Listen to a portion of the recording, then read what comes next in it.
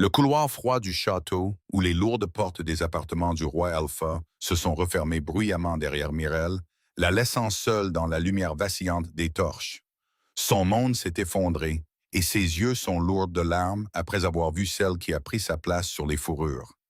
Une Oméga Paria, considérée comme stérile par sa meute et ne possédant qu'une louve fantomatique et silencieuse, fuit la civilisation.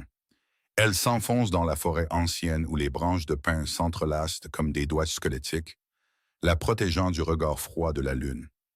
Depuis le fourré impénétrable, accompagné d'un grondement sourd et vibrant, il émerge, Orion, le roi loup des terres oubliées.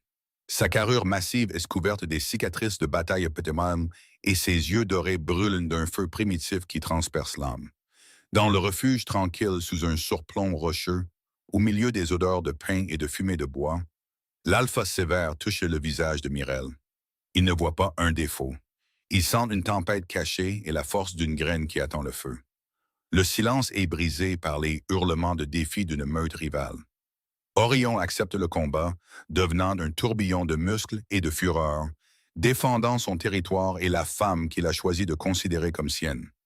Au milieu du chaos de la bataille et du reflet de l'acier des chasseurs, Mirel trouve sa véritable essence. Sa louve, endormie depuis des années, se réveille non pas pour le massacre, mais pour la guérison, remplissant ses mains d'une lueur surnaturelle et d'une paix profonde. La scène finale, sur fond d'une aube qui perce la fumée des feux, deux silhouettes se tiennent ensemble. Ils ne sont plus des parias, mais un tout unifié, l'alpha et sa guérisseuse, qui ont trouvé leur foyer au cœur de la liberté sauvage. Le claquement sec de la porte de la chambre du roi Alpha se fermant derrière Mirel n'était pas seulement le bruit du bois contre le cadre. C'était le bruit sourd et définitif de son monde qui s'effondrait. Chaque pas résonnant qu'elle faisait dans le long couloir froid ressemblait à une pierre tombant dans un abîme. Les grandes tapisseries dépeignant des chasses anciennes et des triomphes de la meute, d'habitude une source de fierté, semblaient maintenant se moquer d'elle. Leurs couleurs vibrantes paraissaient ternes et sans vie sous la lumière vacillante des torches. Sa poitrine lui faisait mal, pas d'une douleur physique, mais d'un vide écrasant, comme si son être même avait été vidé et laissé creux. La douleur brute et primitive du rejet était une bête griffue qui lui déchiquetait les entrailles, pire que n'importe quelle blessure physique.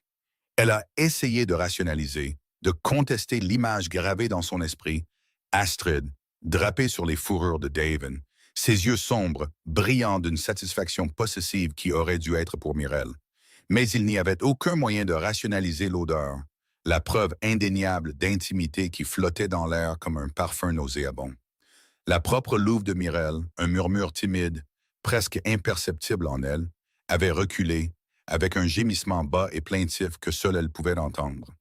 C'était une douleur fantôme, un rappel constant de son incomplétude, un contraste frappant avec la présence robuste et vibrante que les autres métamorphes sentaient en eux. Comment pouvait-elle rivaliser avec une bêta dont la louve chantait avec une puissance vibrante, dont le corps promettait une terre fertile pour la prochaine génération d'alpha?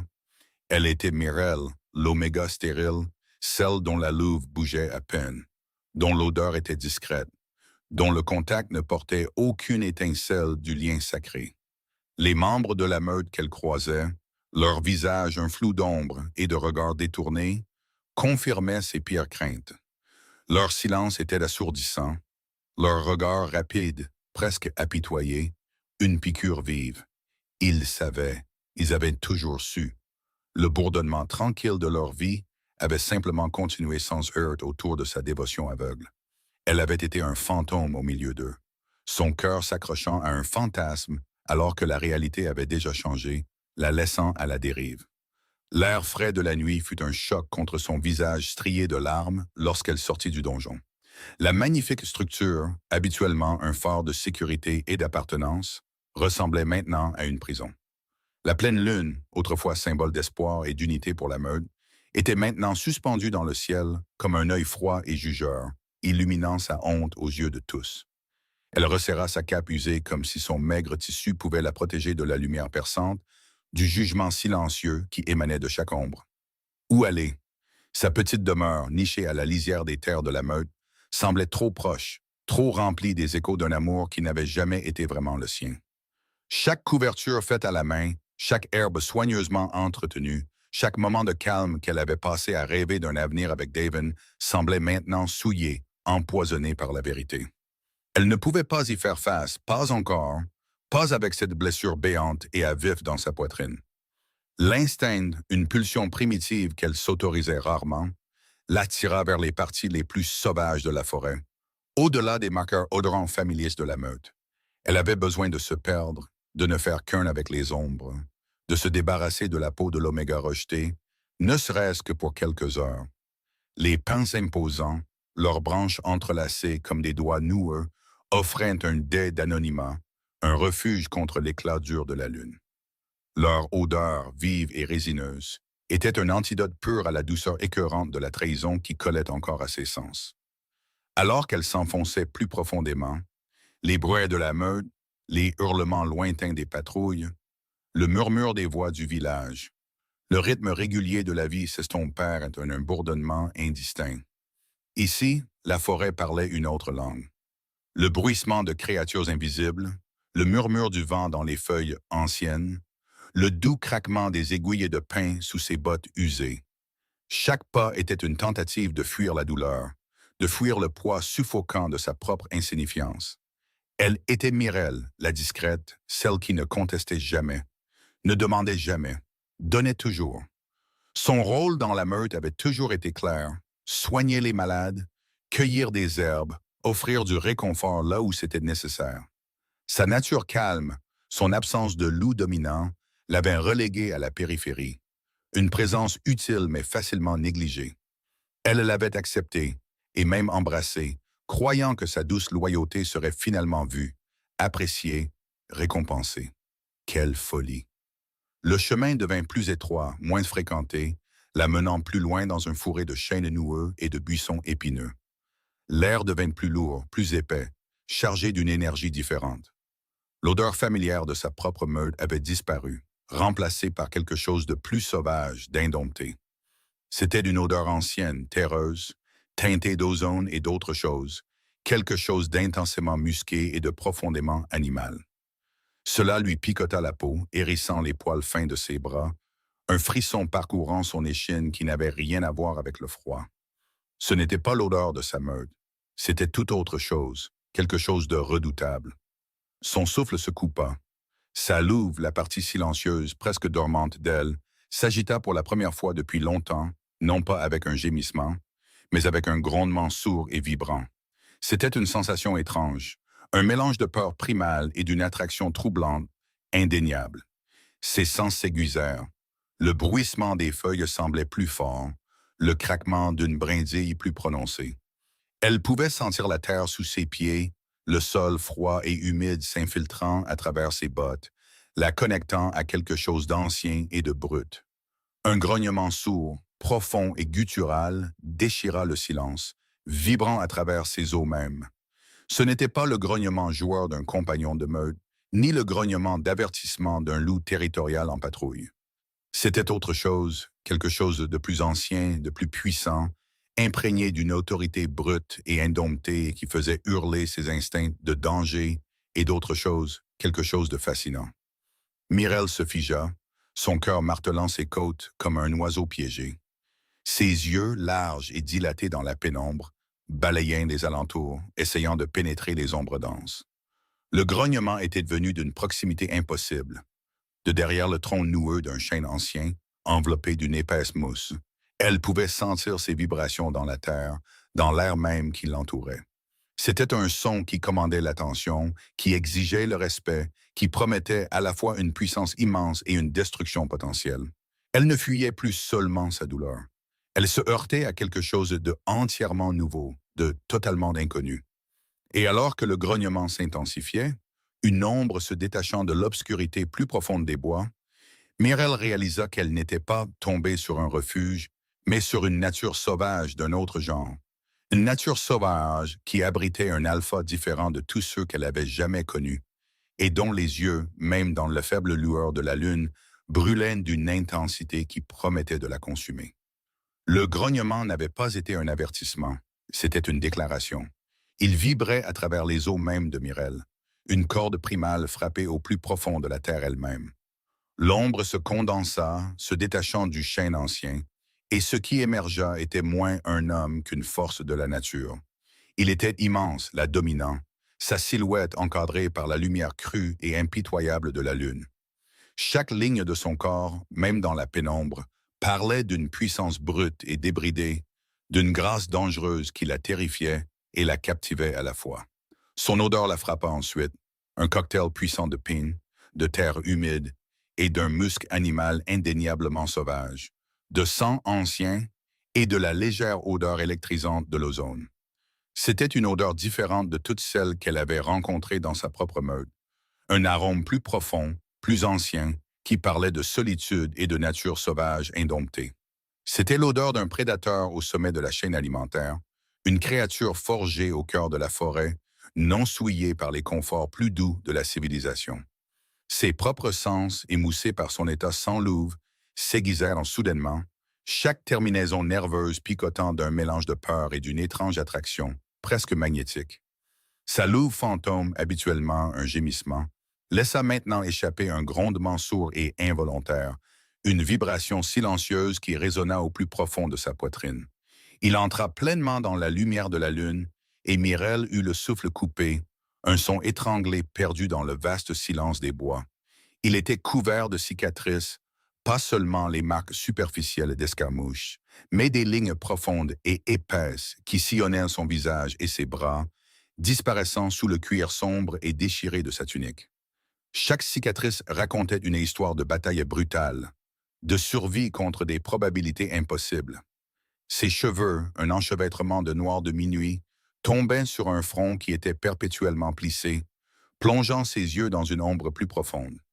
Mais même dans l'ombre, ils brûlaient. Ils étaient de la couleur de l'or en fusion, reflétant la lune avec une intensité qui semblait percer son âme même, la dépouillant de ses défenses, mettant à nu sa vulnérabilité. Il était l'incarnation de tous les contes de mise en garde, de toutes les légendes chuchotées sur les alphas qui vivaient au-delà des territoires connus, ceux qui avaient rejeté la vie structurée des meutes, choisissant plutôt la liberté sauvage et indomptée des lieux oubliés. Il était le roi loup des cauchemars et des désirs murmurés, celui dont les mères avertissaient leurs petits, mais celui dont l'esprit indompté les ravissait secrètement. « Tu es perdu. » Sa voix gronda, un son profond et graveleux qui semblait émaner de la terre même sous leurs pieds. Ce n'était pas une question, mais une affirmation imprégnée d'une autorité qui ne laissait aucune place au doute ou à la discussion. Mireille se rendit compte qu'elle ne pouvait pas parler. Sa gorge était sèche, sa langue lourde. La trahison dans des appartements de Davon, l'humiliation d'être l'oméga négligé, pâlissait en comparaison de la présence écrasante de cet alpha. Il était le danger, indompté et absolu, mais il y avait autre chose dans son regard, une lueur de quelque chose qu'elle ne pouvait pas tout à fait déchiffrer, de la curiosité, de la reconnaissance. « Perdu », répéta-t-il, faisant un pas lent et délibéré vers elle. L'air crépitait autour de lui, épais de son odeur puissante, un mélange enivrant d'avertissement et d'attirance. Il se déplaçait avec la grâce silencieuse d'un chasseur, chaque muscle se contractant et se détendant avec une puissance fluide. Ou banni. Les mots, bien que simples, tranchèrent sa composure soigneusement construite. Il le voyait. Il voyait sa honte, son rejet, mis à nu dans la forêt éclairée par la lune. Ses yeux, encore piquants de larmes non versées, rencontrèrent les siens. Il n'y avait pas de pitié en eux, pas de condescendance, seulement une intensité brute et évaluatrice qui lui donnait instinctivement envie de se cacher, de se recroqueviller dans les ombres. Mais elle ne pouvait pas. Son regard la tenait captive, un défi silencieux qui exigeait qu'elle tienne bon, aussi fragile que cela puisse être. Sa voix n'était qu'un croassement, à peine audible. Le son sembla briser le charme, et il inclina légèrement la tête, comme s'il écoutait un écho lointain. « Ton odeur est discrète, » observa-t-il, ses yeux dorés se rétrécissant, traçant le contour de son visage, puis balayant sa silhouette élancée. Ce n'était pas un jugement, simplement une observation, mais cela ressemblait à une nouvelle blessure. Sans louve. Le mot non prononcé pesait lourdement dans l'air entre eux. Pas de marque de meute. Il savait, il voyait la vérité de son existence, son statut de paria, une anomalie même parmi les omégas. L'humiliation qu'elle avait ressentie quelques instants auparavant se raviva, brûlante et vive. Elle était un défaut, un fardeau, indigne d'un lien, indigne de protection. La trahison de Davon, bien que douloureuse, avait été un affront personnel. L'observation de cet alpha était une condamnation de son être même. « Je suis Mirel », réussit-elle à dire, trouvant une parcelle de défi quelque part au fond d'elle. « Je ne suis pas perdue. » Le mensonge avait un goût amer sur sa langue, mais elle ne se recroquevillerait pas. Pas entièrement. Un petit rire, rauque comme du gravier, s'échappa de ses lèvres. C'était un son qui résonna à travers les arbres, un son à la fois troublant et étrangement captivant. « Ton odeur raconte une autre histoire, Mirel. Elle parle d'une âme à la dérive, d'un cœur blessé, et le chemin que tu suis mène à mon territoire. » Son territoire. Les mots étaient un rappel brutal de sa transgression. Elle avait erré au-delà du familier, au-delà de la sécurité de ce qu'elle pensait être sa maison, et était tombée dans le domaine d'un alpha solitaire, réputé être aussi féroce et inflexible que les montagnes elles-mêmes. « Je ne voulais pas empiéter, balbutia-t-elle, son regard tombant sur le sol sombre et riche sous ses pieds. L'odeur de pain et de terre était plus forte ici, presque écrasante. Il fit d'un autre pas, réduisant la distance entre eux jusqu'à ce qu'ils soient alarmantement proches. Elle pouvait sentir la chaleur rayonnante de son corps massif, sentir son essence puissante et sauvage. C'était une odeur qui la repoussait et l'attirait à la fois, un paradoxe vertigineux qui lui faisait tourner la tête. Il tendit une main, cicatrisée et puissante, et Mirel tressaillit, s'attendant à un coup, une poussée brutale, un renvoi. Mais ses doigts s'effleurèrent simplement d'une mèche de cheveux rebelles de son visage, son contact étonnamment doux, inopinément chaud. Le bref contact envoya une secousse, non pas de peur, mais d'énergie brute et indomptée à travers elle. Sa peau picota, une chaleur s'épanouissant là où le bout de ses doigts avait effleuré sa tempe. Sa louve fantôme, habituellement si silencieuse, pulsa d'une conscience soudaine et indéniable. Ce n'était pas la résonance douce et réconfortante d'un compagnon prédestiné, mais quelque chose de plus sauvage, de plus ancien, une reconnaissance de quelque chose de primal et de profond. Ses yeux dorés, qui avaient été si vifs, s'adoucirent presque imperceptiblement en observant sa réaction. Une étrange expression vacilla sur ses traits robustes, quelque chose qui ressemblait à de la surprise, peut-être même un soupçon d'émerveillement. « Tu portes l'odeur de la cendre », murmura-t-il, sa voix maintenant plus basse, presque un chuchotement, mais toujours résonnante de puissance et d'autre chose, quelque chose de résilient, comme une graine qui attend le feu. Mirel le fixa, hypnotisé par l'intensité de son regard, par la douceur inattendue de son contact. Cendre. C'est ce qu'elle se sentait, brûlée, rejetée. Mais une graine qui attend le feu. Qu'est-ce que cela pouvait bien vouloir dire? Toute sa vie, on lui avait dit qu'elle était incomplète, stérile, sans louve. Mais cet alpha redoutable, dont la seule présence commandait la forêt, voyait autre chose. Il retira sa main, et la chaleur persista sur sa peau, un contact fantôme. L'air entre eux vibrait d'une tension non dite, un pont fragile construit sur la peur, la curiosité et une étincelle primale indéniable. « Dis-moi, Mirel, l'odeur discrète, » ordonna-t-il, sa voix retrouvant sa résonance plus profonde, bien que toujours teintée de cette note curieuse. « Pourquoi ton cœur a-t-il le goût de la trahison? Et pourquoi erres-tu seul dans le domaine d'une bête? » La question resta en suspens dans l'air, un défi et une invitation. Il ne la renvoyait pas. Il exigeait sa vérité. Et alors que la lune montait plus haut, projetant de longues ombres austères à travers les arbres anciens, Mirel réalisa qu'elle était au bord d'un précipice.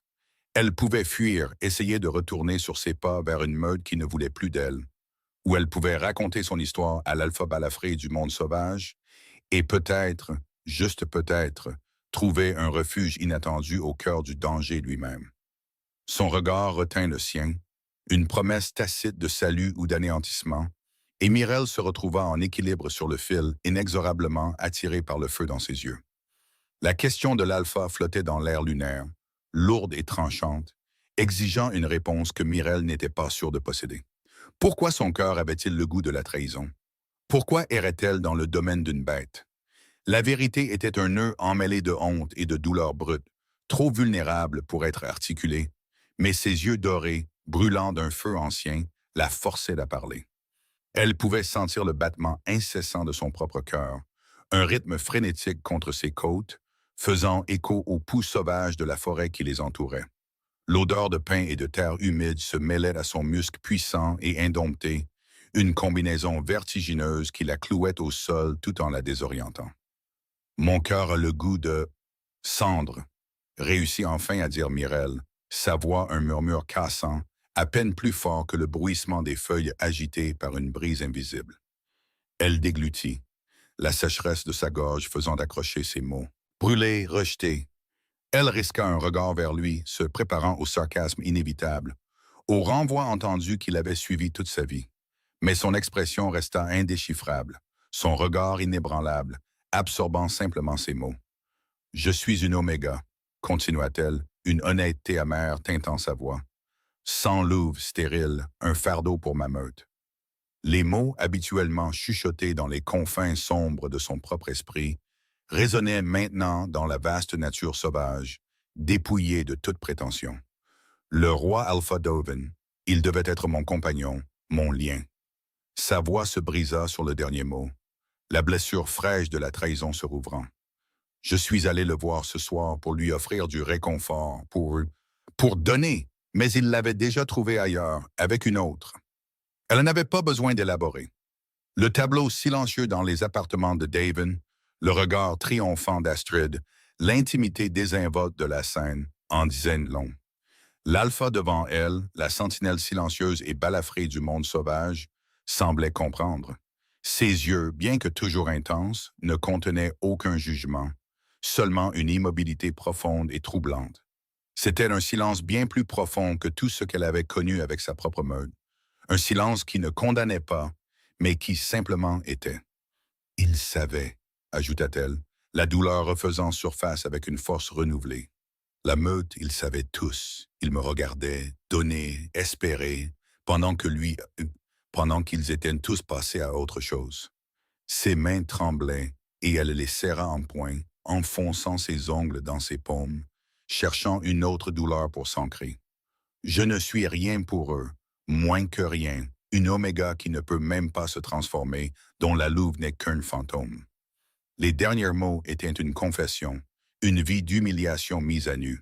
Sa prétendue absence de louve était le cœur de sa honte, la raison pour laquelle elle était une paria même parmi les omégas. Elle s'attendait à ce qu'il se détourne, qu'il confirme son inutilité avec un grognement de dégoût. Au lieu de cela, il fit un autre pas lent vers elle, sa présence immense remplissant sa vision, dominant l'air autour d'eux. « Un fantôme, dis-tu » Sa voix était un grondement sourd, dépourvu de sa rudesse précédente, presque contemplative. Il baissa légèrement la tête, ses yeux dorés cherchant les siens, plongeant dans leur profondeur. « Je ne sens aucun fantôme, Mireille. Je sens une immobilité profonde, une force tranquille, et une âme qui a été meurtrie, oui, mais pas brisée. » Ces mots la frappèrent avec la force d'une révélation. Personne ne lui avait jamais parlé comme ça. Sa meute la voyait comme faible, insignifiante. Daven comme pratique, puis jetable. Mais cet alpha, cette redoutable créature balafrée du monde sauvage, voyait de la force. Il tendit de nouveau la main, sa grande main s'arrêtant à quelques centimètres de son visage. Cette fois, Mireille ne tressaillit pas. Elle regarda, hypnotisée, son pouce colleux effleurer doucement la trace de larmes sur sa joue. Son contact envoya une étincelle à travers elle qui était à la fois électrique et étrangement apaisante. Ce n'était pas le contact doux et tendre d'un amant, mais le contact puissant et ancré d'un ancien gardien. « Ton odeur, elle est discrète », répéta-t-il, son regard toujours fixé sur elle. Mais elle n'est pas absente, elle vrombit, bas et profond, comme une mélodie oubliée, comme une tempête qui couve sous des eaux calmes. Il fit une pause, son pouce reposant toujours légèrement sur sa peau, envoyant de minuscules tremblements à travers tout son corps. « Ta louve, elle se cache, elle ne dort pas. » L'impossibilité même de ces mots lui coupa le souffle. Sa louve se cache, elle ne dort pas. S'était-elle trompée toute sa vie? Tout le monde s'était-il trompé? La douleur fantôme dans sa poitrine, la vibration subtile qu'elle sentait parfois, L'avait-elle mal interprété? Qui es-tu? Chuchota Mireille, la question s'échappant de ses lèvres avant qu'elle ne puisse la rattraper. C'était un appel désespéré à la compréhension, un nom à attacher à cet être terrifiant et magnifique qui voyait plus en elle qu'elle n'avait jamais vu en elle-même. Une lueur de quelque chose qui ressemblait à un sourire sinistre toucha les coins de sa bouche. Un aperçu fugace d'une émotion rarement montrée. Mon nom est Orion, ou c'est ainsi que les murmures m'appellent dans les terres au-delà. Sa voix était profonde, résonnante, et le nom d'Orion semblait ancien, puissant, comme la forêt elle-même. Et je suis l'alpha de ce territoire, celui qui a choisi la solitude plutôt que la servitude, qui s'est libéré des chaînes du prévisible. Orion, le roi loup des terres oubliées, celui qui, selon la rumeur, a défié les anciennes coutumes pour se tailler son propre domaine, féroce et indompté. La prise de conscience s'installa en elle, glaçante et exaltante. Elle était tombée au cœur même de la légende. Tu parles de trahison, continua Orion, ses yeux dorés la fixant. Je connais la trahison. Je connais la piqûre d'être banni, d'être jugé indigne par ceux qui prétendent diriger. Sa voix se durcit, un léger grognement grondant dans sa poitrine. Ma propre meute, ils m'ont jugé trop sauvage, trop indompté. Ils ont essayé de me briser, de mettre mon esprit en laisse. Alors je les ai quittés, et j'ai construit mon propre royaume ici, où les seules lois sont celles de la nature, et où la seule loyauté se gagne, elle ne se donne pas. Sa confession, crue et brute, tissa un fil de compréhension entre eux. Lui, le redoutable Orion, savait aussi ce que c'était que d'être un paria, d'être rejeté. Mais contrairement à elle, il ne s'était pas flétri. Il avait forgé son propre chemin, embrassant sa nature sauvage sans la fuir. Tu portes des cicatrices, se surprit à dire Mireille, son regard tombant sur le réseau complexe de lignes sur sa joue, puis traçant la courbe puissante de sa mâchoire. De profondes cicatrices. La main d'Orion bougea, couvrant la sienne, pressant sa paume contre la peau rugueuse et balafrée de sa joue. La chaleur de sa peau, la douceur surprenante de son contact contre sa paume, fut une révélation intime. Les cicatrices racontent une histoire, Mireille, murmura-t-il, sa voix un grondement sourd contre sa main. Elles parlent de batailles menées, de blessures guéries. Ce ne sont pas des marques de honte, mais des cartes de survie. Son regard retint le sien, un défi tacite, une invitation à voir ses propres cicatrices, son absence de louve, sa stérilité, son rejet non pas comme des faiblesses, mais comme des témoignages de son endurance. À ce moment-là, entouré par les arbres anciens et la présence puissante d'Orion, Mireille sentit un changement en elle. Une minuscule braise, presque imperceptible, longtemps crue éteinte, commença à rougeoyer. Alors, Mireille de la Louve cachée, dit finalement Orion, retirant sa main, brisant le contact intime, mais laissant une empreinte de sa chaleur sur sa peau. Sa voix était ferme maintenant, autoritaire. Tu te tiens sur mon territoire, portant le poids d'une meute qui t'a rejeté et la promesse d'une louve qui se cache. Que vas-tu faire maintenant? Il recula, sa forme massive se retirant légèrement dans les ombres, lui donnant de l'espace, mais ses yeux dorés restèrent fixés sur elle, attendant. La question ne portait pas seulement sur ses actions immédiates, mais sur son avenir, son identité même. La forêt retint son souffle, et Mireille sut, avec une certitude qui vibra à travers son noyau éveillé, que sa vie avait irrévocablement changé. Elle ne pouvait pas revenir en arrière. Mais où pouvait-elle aller? Dans la nature sauvage, avec cet alpha balafré qui voyait un feu caché en elle. Le choix, terrifiant et exaltant, était le sien. L'air frais de la nuit, autrefois un baume pour les yeux piquants de Mireille, devint maintenant tranchant comme une lame. La question d'Orion, « Que vas-tu faire maintenant ?» résonnait, non pas comme une demande d'action immédiate, mais comme un défi à son âme même. Retourner dans la meute de Davin, c'était retourner à une mort lente, à une disparition lente et humiliante dans l'obscurité. Rester signifiait affronter l'indompté, l'inconnu, le puissant alpha qui voyait non pas une oméga brisée, mais une louve cachée et une graine attendant le feu. Son cœur martelait, un battement de tambour sauvage contre le silence des bois anciens, déchiré entre la peur ancrée du sauvage et la lueur d'espoir désespérée allumée par ses mots. Elle le regarda vraiment, au-delà des cicatrices redoutables et de la puissance brute, dans les profondeurs de ses yeux d'or en fusion. Il n'y avait pas de moquerie là, pas de condescendance, seulement une sagesse ancienne et une perception déconcertante qui perçait à travers ces murs soigneusement construits. Il avait vu sa honte, sa vulnérabilité, et au lieu de reculer, il n'avait pas offert de pitié, mais une force d'un autre genre. Je ne peux pas retourner en arrière, chuchota finalement Mireille, les mots à peine audibles, mais résonnant d'une certitude absolue qui la surprit elle-même. Le poids se souleva juste un peu de ses épaules. Le choix, autrefois terrifiant, semblait maintenant étrangement inévitable. Il n'y a rien pour moi là-bas. Le regard d'Orion s'attarda sur elle, évaluant, puis un lent hochement de tête presque imperceptible inclina sa tête massive. Bien, gronda-t-il, le son profond dans sa poitrine. Poursuivre ce qui ne veut pas de toi, c'est diminuer ton propre esprit. Un loup sait quand abandonner un terrain de chasse stérile. Ces mots étaient directs, dépourvus de douceur, mais ils contenaient une vérité qui résonnait avec la défiance naissante qui s'agitait en elle. Il n'offrait pas de platitude vide. Il offrait une logique brute et indomptée qui parlait aux parties plus profondes et primales d'elle. Ceci est mon territoire, déclara Orion, balayant de la main la forêt dense et ombragée. Ce n'est pas un endroit pour les faibles d'esprit. C'est dur. Ça demande de la force, mais ça offre aussi la liberté à ceux qui sont prêts à la réclamer. Ses yeux vifs et intelligents rencontrèrent les siens. Tu n'es pas de ma meute. Tu n'es pas lié. Ici, tu suivras mes règles, ou tu trouveras ton propre chemin au-delà de ces frontières.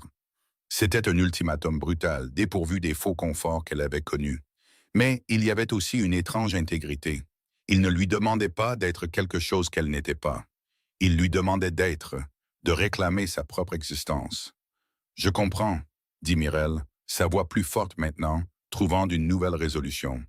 La peur était toujours là, un nœud froid dans son estomac, mais elle était maintenant mêlée à une étincelle de détermination. « Je suivrai tes règles. » Une lueur de quelque chose d'illisible traversa le visage d'Orion, une ombre fugace d'approbation. Il se tourna, sa forme puissante se déplaçant avec une grâce silencieuse, un prédateur naturel dans son élément. Viens, la nuit s'approfondit, et cette forêt recèle des dangers même pour ceux qui la connaissent. Mireille le suivit, ses bottes s'enfonçant légèrement dans la terre humide. L'odeur de son muscle la guidant à travers les ombres grandissantes. Sa présence était une force palpable, un bouclier contre les périls invisibles de la nuit. Elle se sentait étrangement en sécurité, malgré la peur primale qui vibrait sous sa peau.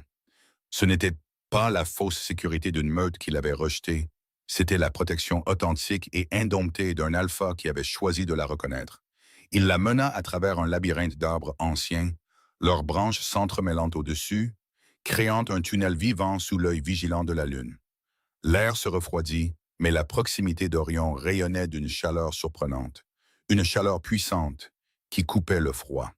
Elle l'observa, la puissance silencieuse de sa démarche, la façon dont ses sens semblaient être constamment en alerte, sa tête s'inclinant parfois, écoutant des murmures dans le vent qu'elle ne pouvait discerner.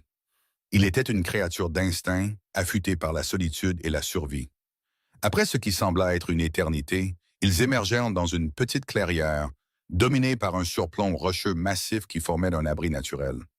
Un petit feu crépitait à l'intérieur, projetant des ombres dansantes contre les murs de pierre brute, et l'odeur de fumée de bois se mêlait au musc unique d'Orion. C'était une demeure primale, sobre mais fonctionnelle, incarnant l'esprit de son habitant. Un lit de fourrure gisait dans un coin, une table grossièrement taillée et quelques outils simples éparpillés à proximité. « Tu te reposeras ici, » ordonna Orion, désignant un coin de l'abri, loin de ses fourrures. « Il y a des baies et de la viande séchée. Prends ce dont tu as besoin. » Ses yeux dorés, légèrement adoucis par la lumière du feu, rencontrèrent les siens. « Et dors, le voyage a été long, et ton cœur est lasse. » Mireille sentit une rougeur monter à son cou. Il voyait son épuisement, son état émotionnel à vif. Elle hocha la tête, se déplaçant sans un mot vers l'endroit désigné. La viande séchée était dure, mais nourrissante. Les baies, une explosion de saveurs douces et acidulées sur sa langue. En mangeant, elle observait Orion. Il était assis près du feu, le dos tourné, aiguisant un couteau avec des mouvements lents et délibérés. Le jeu de la lumière du feu sur les cicatrices complexes de son dos les faisait paraître ondulées, vivantes d'histoires indicibles. Sa louve, cette partie silencieuse et cachée d'elle, s'agita de nouveau. C'était un vrombissement subtil, une vibration qui résonnait avec la présence d'Orion, une reconnaissance silencieuse du puissant alpha mâle près d'elle. Ce n'était pas un réveil complet, mais un murmure persistant, un faible écho de ce que les autres ressentaient. Il te voit, semblait-il dire. Il t'entend. Elle s'allongea sur le lit de fortune fait de feuilles et de fourrures rugueuses, tirant sa cape autour d'elle. La chaleur du feu, combinée à l'odeur persistante d'Orion, commença à l'endormir. Mais avant que le sommeil ne puisse la réclamer complètement, Orion parla de nouveau, sa voix un grondement sourd. Ton ancienne meute, dit-il sans se retourner. Ils t'ont appris que ta louve était absente, que tu étais brisée. Myrelle se tendit, ses yeux s'ouvrant en grand. Oui, chuchota-t-elle, sa voix tendue par une vieille douleur. Orion se tourna enfin, ses yeux dorés perçant la pénombre. Ils avaient tort. Ces mots n'étaient pas une douce réassurance, mais une déclaration de fait, crue et indéniable. Ta louve n'est pas absente, Myrelle. Elle est dormante, réprimée, mais elle est là. Je la sens. Une lueur sous ta peau, comme un courant caché. Il fit une pause, son regard s'intensifiant. Elle répond à la vérité, à la crudité, au défi de se libérer. Un frisson parcourut Myrelle, non pas de froid, mais d'une possibilité profonde et désorientante. Toute sa vie, elle avait été définie par ce qui lui manquait. Maintenant, ce Balfa, ce beau être sauvage et balafré, lui disait que sa plus grande honte n'était qu'un potentiel mal compris. Son souffle se coupa dans sa gorge. « Comment peux-tu le savoir ?» demanda-t-elle finalement, sa voix tremblante en deux. Orion se leva, sa forme immense projetant une longue ombre sur elle. Il marcha vers elle, ses mouvements silencieux et délibérés, jusqu'à ce qu'il se tienne au-dessus d'elle, la lumière du feu brillant dans ses yeux. Il s'agenouilla, son corps puissant étonnamment fluide, rapprochant son visage du sien. Son odeur, brute et enivrante, l'enveloppa, l'attirant plus profondément dans son orbite. « Parce que je sais ce que c'est que de voir sa vraie nature niée, » murmura-t-il, sa voix une confession basse et gutturale. « Je sais ce que c'est que de s'entendre dire qu'on est trop sauvage, trop dangereux. Ils ont essayé de mettre ma louve en cage aussi, Myrelle, mais une vraie louve ne peut pas être mise en cage. Elle attend simplement le bon moment, le bon appel. » Ces mots restèrent en suspens dans l'air, lourds de sens inexprimés. Il parlait de lui-même, oui, mais aussi d'elle. Il voyait un reflet de sa propre lutte en elle, un destin partagé de défis. Son regard tomba sur son cou, là où la marque d'un alpha se trouvait habituellement, un symbole d'appartenance. Il n'y avait rien là pour elle. Mais alors que ses yeux se concentraient, Myrelle sentit une étrange chaleur fleurir juste sous sa peau, une faible pulsation, comme si quelque chose en elle répondait à son examen intense. « Ta louve s'agite, Myrelle, » chuchota Orion, sa voix rauque d'une intensité inattendue.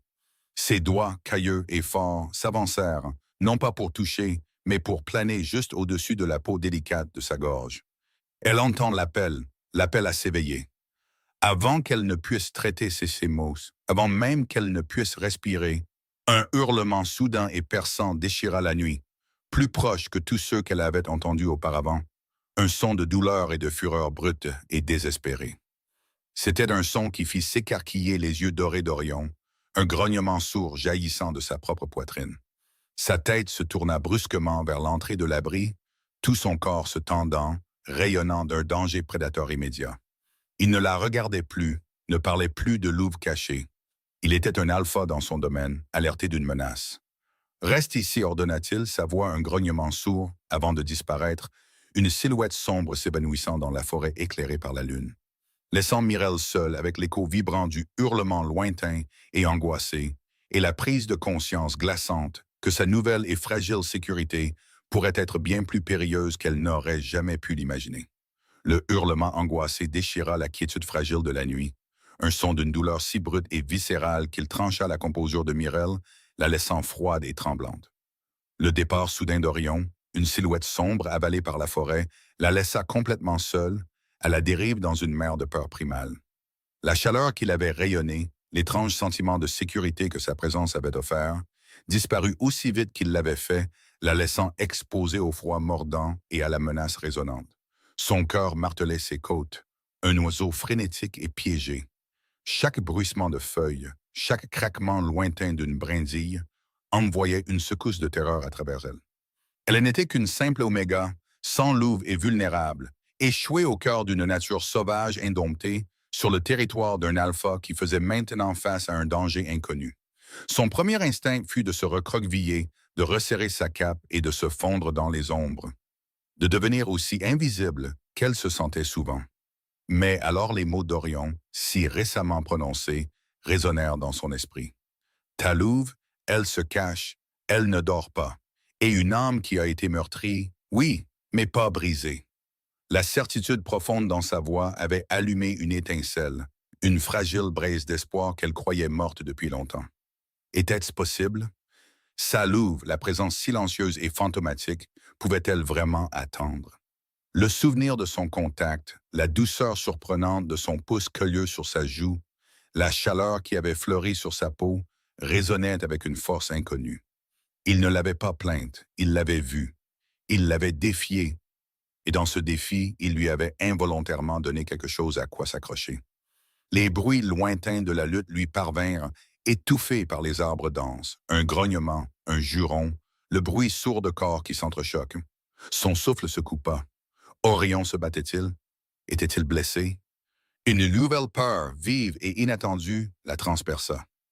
La peur pour lui. La pensée était surprenante. Elle le connaissait depuis quelques heures à peine, mais cet alpha redoutable et balafré s'était suffisamment insinué en elle pour provoquer un frémissement protecteur dans son cœur habituellement placide. Le temps s'étira, épais et lent, chaque minute qui passait d'une éternité. Le feu crépitait, projetant des ombres dansantes qui semblaient se transformer en forme menaçante. Elle agrippa sa cape, ses jointures blanches, écoutant, tendant l'oreille, souhaitant un son, n'importe quel son qui signalerait son retour. Le silence oppressant qui suivit la lutte lointaine était presque pire que la bataille elle-même. Puis un léger bruissement, plus proche cette fois, brisa le charme. La tête de Mireille se releva brusquement, ses sens en alerte maximale. L'odeur puissante d'Orion la frappa en premier, plus forte maintenant, mêlée à l'odeur âcre du sang frais et à l'odeur sauvage et métallique de la bataille, mais toujours indéniablement la sienne. Une vague de soulagement, si puissante qu'elle lui fit faiblir les genoux, la submergea. Il était vivant. Il émergea des ombres, sa silhouette massive se découpant sur le clair de lune, pas seul. Il se déplaçait avec une détermination sombre, ses yeux dorés rétrécis, balayant le périmètre. Mais il y avait une lassitude dans sa démarche puissante. Sur son épaule, jetée comme un lourd fardeau, se trouvait la forme inerte d'une grande louve. Mireille haleta, sa main se portant à sa bouche. La louve était une femelle. Sa fourrure, émêlée de sang, sa respiration superficielle et saccadée. Sa patte était tordue à un angle contre nature, et une profonde entaille saignait abondamment de son flanc. L'odeur puissante et plaintive de blessures graves et de peur émanait d'elle. Orion déposa doucement la louve sur un lit de feuilles près du feu, ses mouvements étonnamment tendres pour un alpha aussi redoutable. Il s'agenouilla à côté d'elle, ses grandes mains sondant soigneusement les blessures, un grognement sourd d'inquiétude grondant dans sa poitrine. Son visage, habituellement un masque de stoïcisme, était gravé d'une profonde inquiétude. Elle a été prise dans un piège de chasseur, expliqua Orion, sa voix rauque, sans regarder Mireille. Un piège destiné à du plus gros gibier. Sa meute l'a abandonnée, l'a laissée pour morte. Ses yeux dorés brillaient d'une fureur froide. Faiblesse, lâcheté. Mireille, sa peur pour Orion maintenant remplacée par une vague d'empathie primale pour la créature blessée, bougea instinctivement. Son esprit, habituellement calme et hésitant, se sentit soudain clair, concentré. C'était ce qu'elle faisait. C'était son but. Elle soignait les malades, les blessés, les oubliés. Ses mains, malgré son tremblement antérieur, étaient stables, alors qu'elle s'agenouillait à côté d'Orion, évaluant les blessures de la louve. « Nous avons besoin d'eau propre, dit-elle, sa voix étonnamment ferme, et de tissu pour les bandages, et d'herbes, si tu en as. » Orion leva les yeux, ses yeux dorés rencontrant les siens, Une lueur de surprise, puis autre chose, quelque chose qui ressemblait à un respect réticent, les traversant. Ma sacoche près du rocher, grogna-t-il, désignant du menton. Il y a quelques cataplasmes. Pendant qu'Orion allait chercher de l'eau dans un bol en bois brut, Mireille examina attentivement la louve. La patte était clairement cassée et la blessure au flanc était profonde, dangereusement proche des organes vitaux. La louve gémit, un son doux et pathétique. Ses grands yeux, obscurcis par la douleur, se tournèrent vers Mireille. « Tout va bien, petite, » murmura Mireille, sa voix douce et apaisante, tendant instinctivement la main pour caresser la tête emmêlée de la louve. « Tu es en sécurité maintenant. Nous allons t'aider. » Alors que ses doigts effleuraient la fourrure de la louve, quelque chose d'extraordinaire se produisit.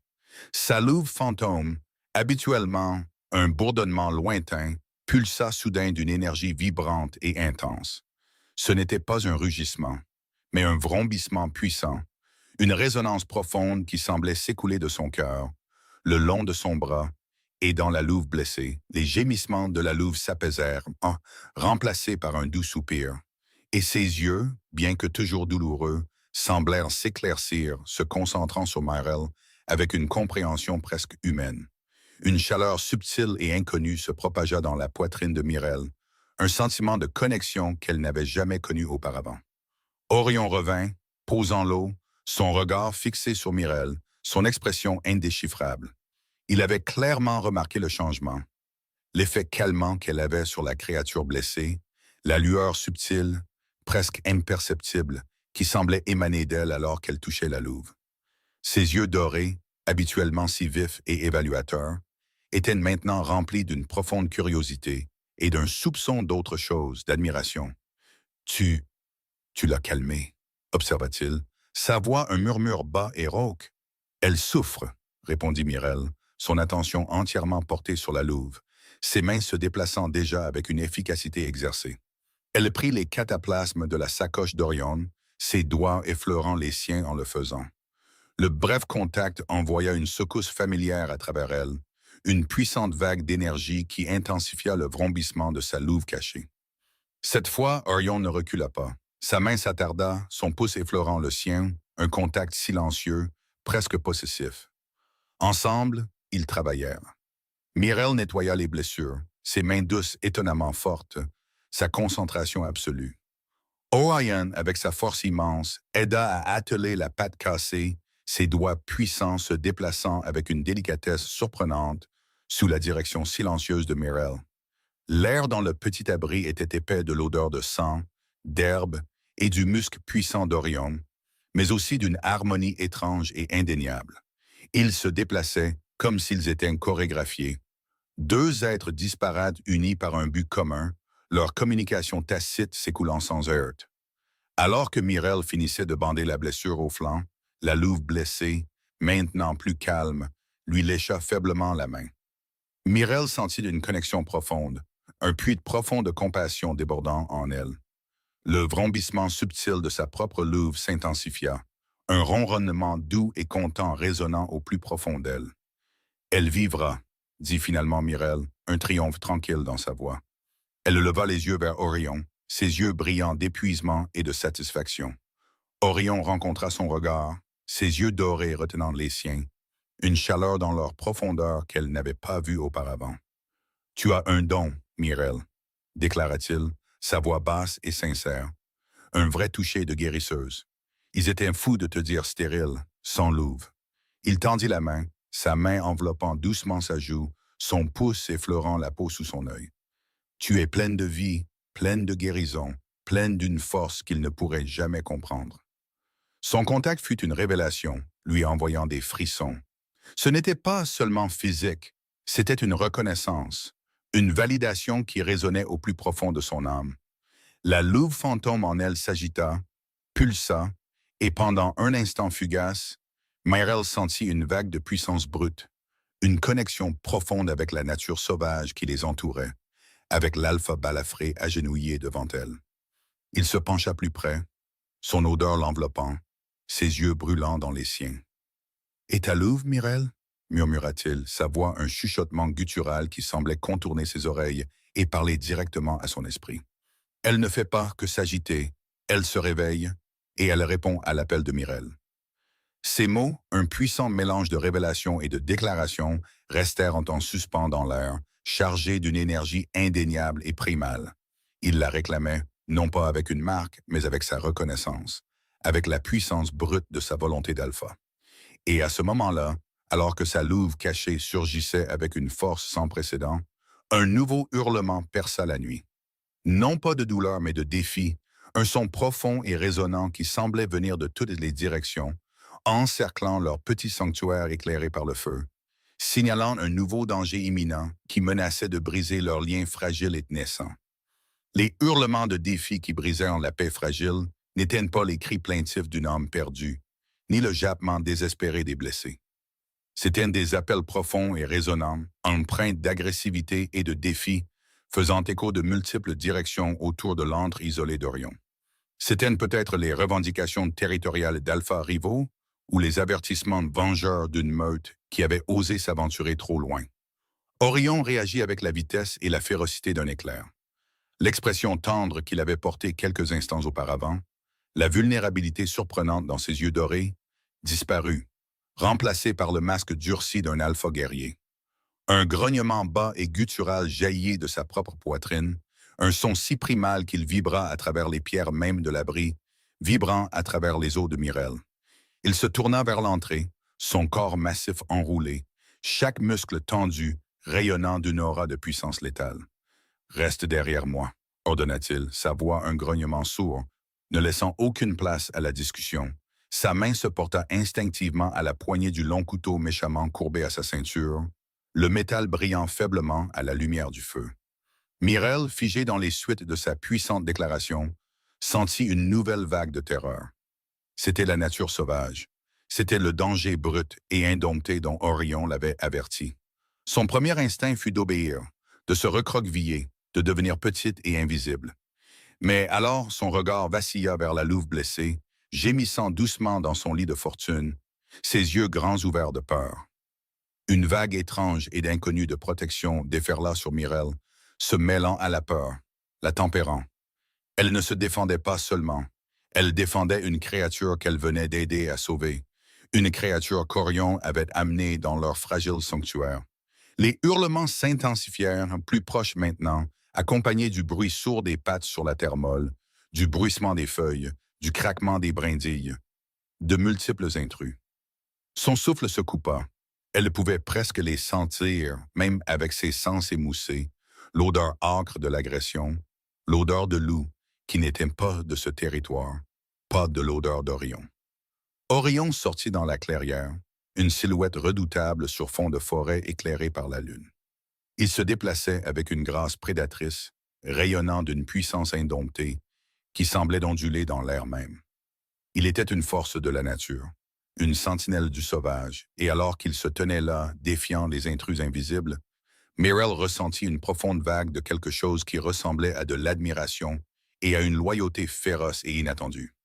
Soudain, deux formes sombres jaillirent de la lisière des arbres. Des loups massifs au pelage couleur d'ombre, leurs yeux brillants de menace. Ils étaient plus grands que tous les loups que Mirel avait jamais vus dans la meute de Davin, leurs muscles ondoyant sous leur fourrure lisse, leurs crocs dénudés dans un grognement qui promettait la mort. Ce n'étaient pas de simples éclaireurs, c'étaient des guerriers. Orion les accueillit avec un rugissement explosif, un son qui sembla déchirer le tissu de la nuit. Il se transforma, pas complètement, mais suffisamment pour que sa forme humaine s'étire, grandisse, ses traits s'aiguisant, ses yeux brûlant d'une lumière dorée plus féroce, ses canines s'allongeant, une énergie brute et primale émanant de lui. Il se déplaça comme un éclair, un tourbillon de muscles et de fureur, rencontrant le premier loup de front. Le choc fut brutal, une symphonie de grognements, de coups de griffes et de bruits sourds. Mirel, observant depuis la sécurité relative de l'entrée de la tanière, sentit son cœur battre la chamade, un rythme frénétique qui reflétait la bataille. Sa louve, cette partie cachée d'elle, s'agita violemment, non pas de peur, mais d'un désir étrange, presque douloureux. Elle pulsa, palpita, la poussant en avant, la poussant à faire quelque chose, à rejoindre la mêlée, à protéger. C'était une nouvelle sensation, une énergie brute et indomptée qu'elle n'avait jamais connue. Alors qu'Orion se battait avec le premier loup, le second bondit, visant son flanc exposé.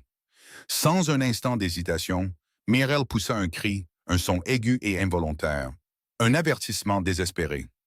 Orion, l'entendant, se tordit, parant l'attaque d'un coup de pied rapide et puissant qui fit reculer le second loup avec un jappement de doigts. Ses yeux dorés, flamboyants de fureur, se tournèrent vers Mirel, un regard rapide et intense qui contenait à la fois une reconnaissance et un ordre silencieux de rester en arrière. La bataille s'intensifia. D'autres loups émergèrent des ombres, au moins 4 au total, encerclant Orion, leur grognement résonnant dans la clairière. Il était en infériorité numérique, mais il se battait avec une férocité qui semblait doubler sa force. Il était une force à contempler, un tourbillon de puissance brute, sa forme hybride homme-loup se déplaçant avec une précision mortelle, déviant les morsures, délivrant des coups écrasants. L'air était épais de l'odeur de pain, de sang et du muscle puissant et furieux d'Orion, une odeur qui semblait maintenant étrangement réconfortante pour Mirel, un phare dans le chaos. Un des loups, un mâle particulièrement grand, réussit à planter ses crocs dans l'épaule d'Orion. Un rugissement de douleur, mêlé à une rage primale, jaillit d'Orion. Il rejeta le loup d'une secousse violente, mais la tache sombre de sang commença à s'étendre sur sa tunique. Le souffle de Mirel se coupa. Il était blessé. Ses instincts, affinés par des années à soigner les blessés, lui hurlèrent. Elle ne pouvait pas rester là. Elle ne le ferait pas. La peur était toujours là, mais elle était maintenant éclipsée par une urgence brûlante, un besoin désespéré d'aider. Sa louve fantôme vrombit, un battement régulier et insistant, la poussant en avant. « Orion !» cria-t-elle, sa voix étonnamment forte, coupant le vacarme de la bataille. Elle attrapa la sacoche d'herbe, ses doigts maladroits, sortant les cataplasmes restantes, son esprit courant, cherchant tout ce qui pourrait aider. Orion, faisant maintenant face à 3 loups simultanément, lui jeta un autre regard. Cette fois, ses yeux contenaient une intensité brute, un éclair de reconnaissance, peut-être même une parcelle de fierté, avant de replonger dans le combat. Il saignait, mais sa détermination était inébranlable. La bataille fit rage pendant ce qui sembla être une éternité. Orion se battit comme une légende, un mythe devenu réalité, défendant son territoire contre toute attente. 2 des loups envahisseurs gisaient en gémissant, brisés sur le sol de la forêt. Mais les 2 restants, alimentés par une sauvagerie désespérée, poursuivirent leur attaque, leurs mâchoires claquant, leurs griffes déchirant. Finalement, avec un dernier rugissement fracassant, Orion asséna un coup écrasant à la poitrine du loup de tête, l'envoyant au tapis. Le loup se débattit, s'étouffa, puis resta immobile. Le dernier agresseur restant, voyant son alpha tomber, laissa échapper un gémissement terrifié et se glissa dans les ombres, disparaissant aussi vite qu'il était venu. Le silence qui s'abattit sur la clairière fut abrupt, lourd, rompu seulement par la respiration saccadée d'Orion et les gémissements des loups blessés. Il se tenait au centre, sa poitrine se soulevant, sa forme puissante striée de sang, le sien et celui de ses attaquants. Sa transformation partielle se retira, ses traits s'adoucissant légèrement, bien que ses yeux dorés brûlassent encore d'un feu féroce et indompté. Il se tourna vers Mirel, son regard la balayant, s'assurant de sa sécurité, avant de se concentrer enfin sur les 2 envahisseurs blessés. « Ils ne nous dérangeront plus, » grogna-t-il, sa voix rauque. « Mais ce sont toujours des loups. Ils ne méritent pas de mourir lentement. » Il leva son couteau, une détermination sombre durcissant ses traits. « Non !» cria Mirel, se précipitant en avant, posant une main tremblante sur son bras. « Orion, attends, ils sont blessés. Nous pouvons les aider. » Orion s'arrêta, ses yeux dorés se rétrécissant, l'étudiant avec une intensité qui lui coupa le souffle. « Les aider ?» se moqua-t-il, sa voix empreinte d'incrédulité. « Ils ont envahi mon territoire. Ils ont cherché mon sang. Ils t'auraient tué. »« Je sais, » chuchota Mirel, son regard inébranlable. « Mais ils souffrent et je peux les guérir. Tout comme je l'ai guéri, elle, ajouta-t-elle, désignant la louve encore en convalescence dans la tanière. « C'est de ma nature, mon bout. » Sa louve cachée vrombit, une pulsation douce mais insistante, renforçant ses mots. Elle était une guérisseuse. C'était sa vérité. Le nier, même à ses ennemis, c'était se nier elle-même. Orion la fixa, son expression un mélange complexe de surprise, de frustration et d'autres choses, un respect réticent qui adoucit les lignes féroces de son visage. Son regard tomba sur sa main sur son bras, puis sur son visage, où une détermination féroce avait remplacé sa peur antérieure. Il vit la force dans sa résolution tranquille, la conviction inébranlable qui rayonnait d'elle. Un lent hochement de tête, presque imperceptible, il abaissa son couteau. « Très bien, gronda-t-il, sa voix toujours rauque, mais avec une pointe de quelque chose de nouveau, de conciliant. Mais tu ne t'approcheras pas d'eux sans moi. Et s'ils bougent de manière agressive, j'y mettrai fin. » Mireille sentit d'un profond soulagement l'envahir. Il lui faisait confiance. Il respectait sa vocation, même quand elle allait à l'encontre de ses propres instincts primaires. Il lui permettait d'être qui elle était vraiment. Alors qu'elle se dirigeait vers les loups blessés, la main puissante d'Orion se posa doucement, possessivement, sur le creux de son dos, une promesse silencieuse de protection, une compréhension partagée. L'odeur de son sang, mêlée au musc puissant de son triomphe, emplit ses sens, et pour la première fois, elle comprit vraiment la profondeur du lien qui se formait entre eux. Ce n'était pas un lien de devoir forcé, mais d'épreuves partagées, de respect mutuel, de deux âmes brisées trouvant une complétude inattendue dans la nature sauvage. Il s'agenouilla à côté d'elle pendant qu'elle travaillait, ses yeux balayant l'obscurité environnante, toujours vigilant. Sa présence était un ancrage solide et réconfortant. Alors qu'elle soignait les blessures du premier envahisseur blessé, Mireille sentit le regard d'Orion sur elle, lourd et intense. Sa main quitta son dos, traçant un chemin le long de son bras, son pouce effleurant l'intérieur de son poignet, là où le pouls de sa louve cachée battait maintenant avec une force nouvelle. « Tu n'es pas seulement une guérisseuse, Mireille, » murmura Orion, sa voix un chuchotement bas et rauque qui lui envoya des frissons. Ses yeux dorés, adoucis par la lumière du feu et les suites de la bataille, rencontrèrent les siens, remplis d'un désir brut et indéniable. « Tu es quelque chose de plus. Tu es le feu que je ne savais pas que je cherchais.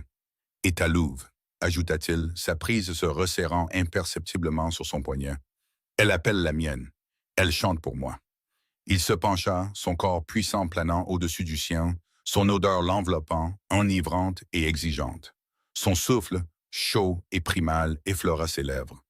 Juste au moment où elle pensait qu'il allait enfin la réclamer, un nouveau son, distinct de la bataille récente, perça la nuit. C'était le cliquetis métallique de l'acier fabriqué par l'homme, suivi de l'aboiement lointain et sans équivoque de chiens de chasse, un son qui ne parlait pas de loups rivaux, mais d'une menace bien plus dangereuse et insidieuse, une menace qui chassait les métamorphes.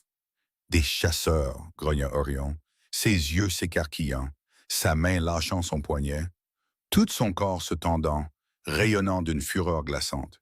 Ils ont suivi les hurlements. Ils sont ici, et ils ne reculeront devant rien pour réclamer leur prix. Il attrapa son bras, l'attirant brutalement mais prudemment sur ses pieds, son regard balayant la lisière des arbres avec une vigilance renouvelée. « Nous sommes compromis, Mireille. La nature sauvage n'est plus sûre. Nous devons fuir. » Le cliquetis glaçant de l'acier et l'aboiement des chiens de chasse déchirèrent le calme qui suivait l'escarmouche des loups, un son bien plus insidieux que n'importe quel grognement primal. C'était le son de la malveillance humaine, de la tyrannie, de la destruction organisée, et cela galvanisa immédiatement Orion. Le désir brut qui avait vacillé dans ses yeux quelques instants auparavant s'éteignit, remplacé par une fureur froide et calculatrice. Il n'était plus seulement un alpha défendant son territoire.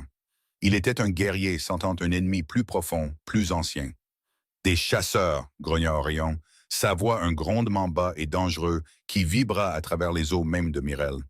Sa prise sur son bras était ferme, presque contondante, mais elle trouva du réconfort dans la force, la certitude de sa présence.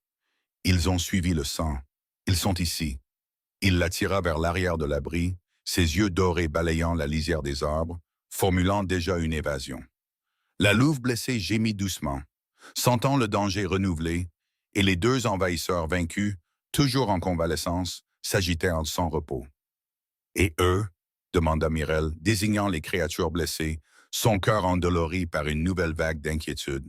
Sa louve cachée pulsa d'une énergie frénétique, déchirée entre le besoin de fuir et le désir de protéger. Orion hésita une fraction de seconde, son regard vacillant entre Mirel et les loups blessés. Ils sont trop lents, grogna-t-il, une lueur de regret sombre traversant ses traits. Nous ne pouvons pas risquer qu'ils nous ralentissent. Ah, Hassan, les chasseurs de meute, ils sont implacables. Mirel secoua la tête, une détermination féroce durcissant son regard. Non, je ne les laisserai pas. Nous les avons aidés. Ils méritent une chance. Sa voix, habituellement douce, contenait maintenant une conviction inflexible qui surprit même Orion.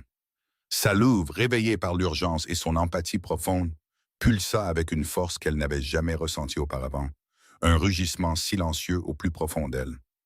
Orion la fixa, ses yeux dorés grands ouverts d'un mélange d'incrédulité et de quelque chose qui ressemblait à de l'admiration. Il vit le feu dans ses yeux, l'esprit inébranlable, qui avait été caché sous des années de honte. Il vit sa louve s'agitant enfin, trouvant enfin sa voix non pas dans un rugissement d'agression, mais dans un acte profond de compassion. Les aboiements se rapprochèrent, ponctués par les cris des hommes, le tintement métallique de leur équipement. Le temps manquait. « D'accord, » grogna Orion, un accord réticent. « Mais nous bougeons vite. Suis-moi. Ne faiblis pas. » Il agit avec une action rapide et décisive. Il ramassa la louve blessée, berçant sa forme massive avec une facilité surprenante, malgré sa propre épaule saignante. « Prends les deux autres, » ordonna-t-il à Mirel, ses yeux se fixant sur les siens. « Mène-les, guide-les. Ton contact les calme. Ta louve les appelle. » Mirel, le cœur battant, se dirigea vers les deux loups mâles blessés. Ils grognèrent faiblement, leurs yeux méfiants, mais alors que ses mains, tremblant légèrement, se posèrent sur leur fourrure ensanglantée, sa louve cachée surgit, une vague de calme s'écoulant de son contact. Leurs grognements se calmèrent dans faibles gémissements, et ils poussèrent leur tête contre elle, une prière silencieuse pour être guidés. « Nous suivons l'alpha », leur chuchota Mirel, sa voix imprégnée d'une autorité nouvelle, d'une confiance qu'elle ne savait pas posséder. « Restez prêts. Soyez silencieux. » Orion ouvrit la voie, une ombre sombre et puissante se fondant dans la pénombre plus profonde de la forêt. Il se déplaçait à une vitesse incroyable, son épaule blessée, apparemment oubliée, ses sens en alerte maximale. Mirel suivit, sa cape s'accrochant aux épines, ses pieds glissant sur les feuilles humides, mais elle persévéra, les loups blessés boitant silencieusement à ses talons.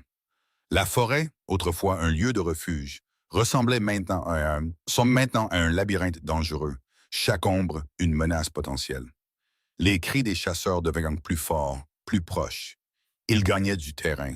Mirel pouvait maintenant sentir leur odeur humaine, un mélange écœurant de sueur, de fer et de quelque chose de synthétique. Leurs outils, leurs armes, leur odeur lui donnait la chair de poule, évoquant une révulsion primale. « Par ici !» grogna Orion, virant brusquement, les menant dans un fourré dense de buissons épineux et de racines noueuses, un endroit trop difficile pour que les humains puissent naviguer rapidement. Ils se déplaçaient avec une aisance exercée, écartant les branches, créant un chemin à travers le sous-bois presque impénétrable. Ils avancèrent, chaque épine un rappel aigu du danger. Mirel sentit une piqûre sur son bras, une déchirure dans sa cape, mais elle l'ignora, son attention entièrement portée sur le large dos d'Orion et les loups blessés qui luttaient derrière elle. Sa louve, maintenant complètement éveillée et pulsant d'une protection féroce, semblait la guider, lui prêtant une force et une agilité qu'elle ne savait pas posséder. Ils atteignirent un gouffre étroit, une fissure profonde dans la terre, à peine assez large pour qu'un humain puisse se faufiler. Orion, portant toujours la louve blessée, la déposa doucement au sol. « Toi d'abord, Mirel, » ordonna-t-il, ses yeux dorés balayant la paroi de la falaise. « Glisse vers le bas. Je suivrai. » Mirel hésita un instant, regardant dans la crevasse sombre et rocheuse, puis les trois loups blessés.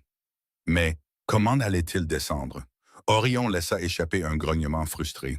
« Il n'y a pas de temps, les chasseurs sont presque sur nous. » Il désigna une corniche étroite en dessous. « Glisse jusqu'à cette corniche, puis je te les passerai. » Avec une vague de courage, Mirel hocha la tête. Elle se glissa dans le gouffre, son corps raclant contre la roche rugueuse, ses mains trouvant des prises sur de maigres racines. Elle glissa vers le bas, atterrissant avec un bruit sourd sur la corniche étroite, son cœur battant la chamade.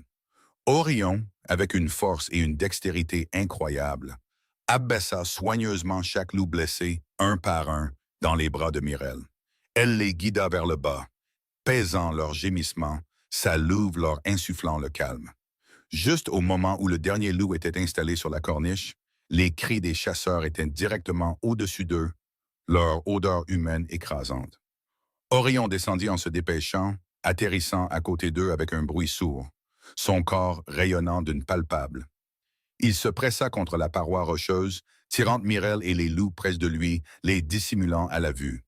Il pouvait maintenant entendre les chasseurs, leurs bottes lourdes martelant la terre au-dessus, leurs voix agitées résonnant en bas. « Ils sont proches, je les sens !» cria un chasseur. « Du sang frais, par ici !» aboya un autre. Mireille retint son souffle, se pressant contre le corps dur et puissant d'Orion. Son odeur, un mélange de pain, de sang et d'une fureur primale puissante, emplit ses sens, un étrange ancrage dans l'obscurité terrifiante. Elle pouvait sentir le battement régulier et puissant de son cœur contre son dos, un rythme qui calmait d'une manière ou d'une autre son propre pouls frénétique. Une ombre tomba sur l'entrée du gouffre. Un chasseur regarda en bas, ses yeux balayant l'obscurité. Mireille ferma les yeux, tout son être criant à l'invisibilité. Le bras d'Orion se resserra autour d'elle, la pressant plus près. Sa tête s'abaissa, ses yeux dorés flamboyants d'une sauvagerie contenue. Le chasseur grogna, puis continua son chemin.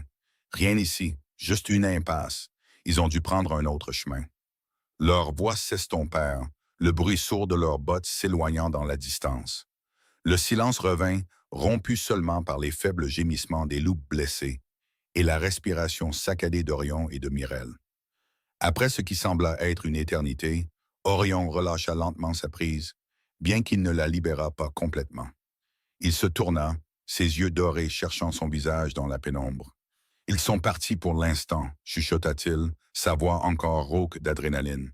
Mais ils reviendront, nous ne pouvons pas rester ici. » Mireille hocha la tête, le soulagement l'envahissant, la laissant faible et tremblante, mouvementée. Elle avait déjà affronté des chasseurs, mais jamais comme ça, jamais d'aussi près, jamais avec un sentiment aussi profond de vulnérabilité partagée. « Tu les as menés », murmura Orion, son regard intense, tombant sur sa main, qui reposait toujours sur la fourrure du loup blessé le plus proche. « Tu les as calmés. Ta louve, elle est forte, Mireille, plus forte que toutes celles que j'ai jamais connues, malgré son silence. » Ces mots, un témoignage de sa force, la remplirent d'une chaleur qui chassa les derniers vestiges de la peur. Il la voyait vraiment, non pas comme l'oméga brisé, mais comme un être puissant, une guérisseuse avec une force cachée. Il prit doucement sa main, son pouce cailleux traçant les veines délicates de l'intérieur de son poignet, juste là où sa louve pulsait d'une puissance tranquille. Ses yeux dorés, remplis d'une intensité primale, rencontrèrent les siens. Ils ont essayé de t'enfermer, Mireille, de te faire taire, mais ils ne t'ont rendu que plus forte. Et maintenant, il se pencha, son souffle chaud contre son oreille, lui envoyant des frissons dans le dos. Tu es à moi pour être réveillé, à moi pour être protégé, à moi pour être réclamé. Sa déclaration n'était pas une question, mais une vérité puissante et indéniable qui résonna au plus profond de son âme. Il la réclamait, non par devoir ou par commodité, mais par une reconnaissance féroce et primale. Et alors que ses lèvres, rugueuses et exigeantes, rencontrèrent enfin les siennes, une vague d'énergie brute et indomptée explosa en Mireille, enflammant sa louve cachée d'un feu brûlant et indéniable. Ce n'était pas un réveil en douceur, mais un rugissement puissant et guttural, une revendication primale qui faisait écho à celle d'Orion, les liant dans un lien féroce et impossible. Le contact était électrique, dévorant, un feu ardent dans l'obscurité qui promettait à la fois le salut et un avenir sauvage et dangereux. Juste au moment où ses mains se levèrent pour encadrer son visage balafré, une lumière soudaine et aveuglante explosa au-dessus d'eux, accompagnée d'un rugissement assourdissant. Les chasseurs étaient revenus, et cette fois, ils avaient apporté le feu. L'éclair de lumière aveuglant et le rugissement assourdissant du feu des chasseurs avait été une ponctuation brutale et terrifiante à la déclaration d'Orion. Pendant un instant à couper le souffle, Mirel n'avait vu que du blanc aveuglant, n'avait senti que la chaleur torride et l'impact du corps d'Orion alors qu'il les projetait tous les deux plus profondément dans le gouffre étroit. L'odeur de pain brûlé et de peur humaine étouffait l'air, se mêlant au muscle puissant d'Orion, maintenant teinté d'une fureur désespérée. L'enfer au-dessus les avait forcés à une descente désespérée et sinueuse à travers les profondeurs labyrinthiques du gouffre. Orion, malgré son épaule blessée, avait été une force de la nature, les guidant avec un instinct étrange, ses yeux dorés perçant la pénombre, cherchant constamment un chemin, une évasion. Mirel, s'accrochant à la louve blessée, avait senti sa propre louve cachée surgir avec une puissance sans précédent. Ce n'était plus un bourdonnement fantôme, mais un enfer rugissant en elle, aiguisant ses sens, lui prêtant une agilité impossible. Elle pouvait sentir les tremblements du feu au-dessus, entendre le crépitement du bois en feu et goûter la fumée âcre sur le vent. Mais plus important encore, elle pouvait sentir Orion, un phare stable et inflexible dans le chaos. Ils avaient émergé des heures plus tard, meurtris et contusionnés, dans une autre partie de la forêt, loin de la clairière en feu. L'aube, habituellement une douce messagère de lumière, avait percé les arbres entraînés de fumée et d'oranges ardents, un écho sinistre de la terreur de la nuit. Orion s'était effondré, l'épuisement le réclamant enfin, son corps poussé au-delà de ses limites. Mirel, sa louve maintenant complètement éveillée et vibrante, avait pris les choses en main, ses mains de guérisseuse se déplaçant avec une confiance nouvelle. Elle avait nettoyé ses blessures, appliqué des cataplasmes apaisants, et bercé sa tête contre sa poitrine, sa propre force silencieuse s'écoulant en lui. Les loups blessés, eux aussi, avaient été soignés, leurs gémissements progressivement remplacés par les respirations superficielles du sommeil, leur confiance en Mirel absolue. Les semaines se sont transformées en mois au cœur profond du territoire d'Orion, un sanctuaire forgé dans le creuset du feu et de la fuite. La menace des chasseurs s'était estompée sans jamais disparaître complètement de leurs esprits. Ils avaient appris la prudence, la vigilance, un respect plus profond pour les dangers imprévisibles de la nature sauvage. Mirel, autrefois l'oméga silencieuse et rejetée, s'était épanouie. Sa louve, non plus un fantôme, mais une présence vibrante et puissante, vrombissait sous sa peau, une source constante de force et d'intuition. Ce n'était pas la louve agressive et dominante d'un alpha, mais un esprit profondément compatissant, férocement protecteur, imprégné d'une sagesse ancienne et d'une puissante aura de guérison. Elle pouvait sentir la forêt respirer, entendre les changements subtils du vent, comprendre le langage nuancé des créatures sauvages. Ses sens, autrefois émoussés, étaient maintenant extraordinairement affinés, vivant d'une énergie vibrante qui vibrait en harmonie avec le monde naturel. Les loups blessés, grâce aux soins constants de Mirel et à la puissance de sa louve éveillée, s'étaient complètement rétablis. La louve, que Mirel avait nommée Astrid, une réappropriation provocante du nom qui symbolisait autrefois sa douleur, était farouchement loyale, se blottissant souvent aux pieds de Mirel. Les deux loups mâles, autrefois des envahisseurs agressifs, suivaient maintenant Orion et Mirel avec une dévotion tranquille, formant le noyau naissant d'une nouvelle meute non conventionnelle. Ils étaient des parias, comme Orion et Mirel, unis par une expérience partagée et une indépendance féroce. Orion, ses cicatrices, autrefois de sombres rappels de son passé brutal, semblaient maintenant raconter une histoire différente, adoucie par la chaleur du contact de Mirel, par la lumière dans ses yeux. Il était toujours l'alpha redoutable et indompté, une force de la nature dans son royaume sauvage. Mais il y avait une nouvelle profondeur en lui, une tendresse tranquille qu'il ne réservait qu'à Mirel. Ses yeux dorés, autrefois perpétuellement ombragés par la vigilance, contenaient maintenant souvent une chaleur douce et possessive lorsqu'il se posait sur elle. Leur lien s'était approfondi en quelque chose de primal, d'indéniable. Ce baiser interrompu dans le gouffre n'avait été que le début.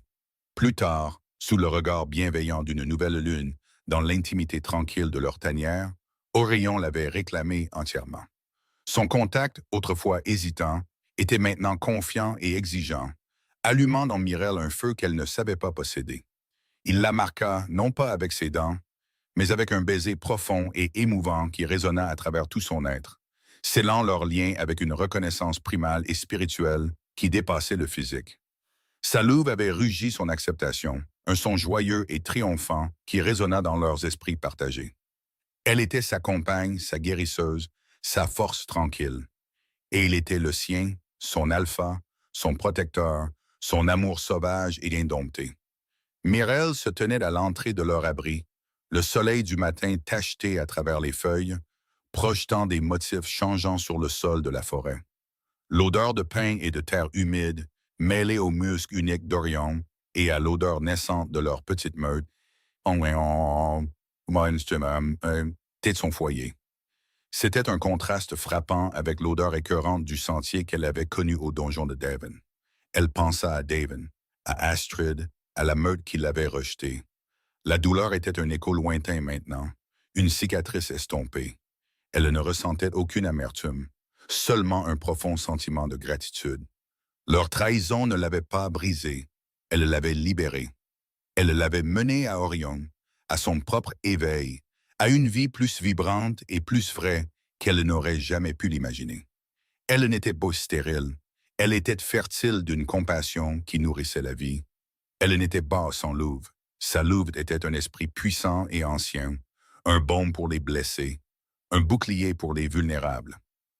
Orion émergea des profondeurs de la tanière, ses cheveux encore sauvages du sommeil, son corps puissant se déplaçant avec une grâce silencieuse. Il marcha vers elle, ses yeux dorés chauds et lourds d'affection, rencontrant les siens. Il tendit la main, sa main calieuse enveloppant doucement sa joue, son pouce traçant la courbe de sa mâchoire. Son odeur l'enveloppa, une étreinte réconfortante et enivrante. « Mon cœur », murmura Orion, sa voix un grondement bas et rauque contre sa peau. « Il a chanté pour toi bien avant que je ne connaisse ton nom. Ma louve a reconnu la tienne, même quand elle se cachait. » Il se pencha, déposant un doux baiser sur son front, puis sur ses lèvres, un baiser lent et profond qui parlait de dévotion, de possession, d'un avenir entrelacé. La louve de Mireille pulsa en elle, un vrombissement joyeux et content. Elle ne fuyait plus la honte, ne cherchait plus un confort tranquille. Elle se tenait droite, embrassée par la nature sauvage, chérie par son alpha, son vrai moi enfin révélé. La forêt était leur royaume, la lune leur témoin, et leur amour, un feu féroce et indompté, brûlait vivement, illuminant leur chemin vers un avenir où deux âmes brisées, autrefois rejetées, avaient trouvé leur complétude impossible, leur vrai foyer, l'un dans l'autre. Le soleil monta plus haut, chassant les dernières ombres de la nuit, promettant un nouveau jour, un nouveau départ, dans leur monde sauvage et magnifique.